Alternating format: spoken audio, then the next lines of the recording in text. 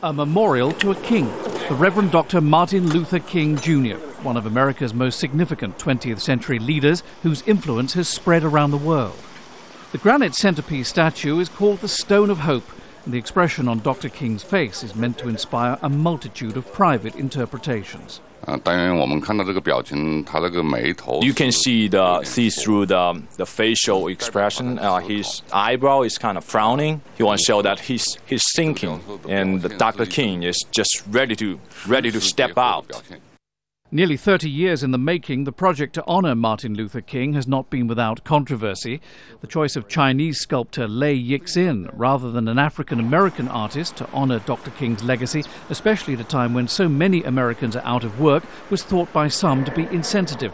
Those behind the decision stand by it. He was an extraordinary artist, sculptor, and out of all of the other sculptors that we had an opportunity to talk to and visit and see their work, I had not encountered up to that point no one that matched his skill set. It's just over 48 years since the March on Washington, during which Martin Luther King made his iconic and ultimately world-changing I Have a Dream speech.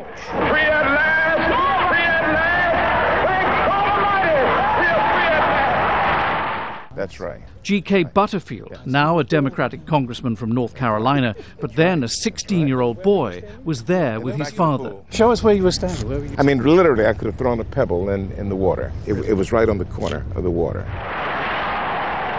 All these years later, he says one thing stood out to his young eyes. The most significant thing that appeared to me was that there were thousands of white Americans. I'd never seen white people support African Americans in the civil rights movement. And so that was a wonderful sight for me to see. Now people of all races and religions are coming here to honor Dr. King's legacy.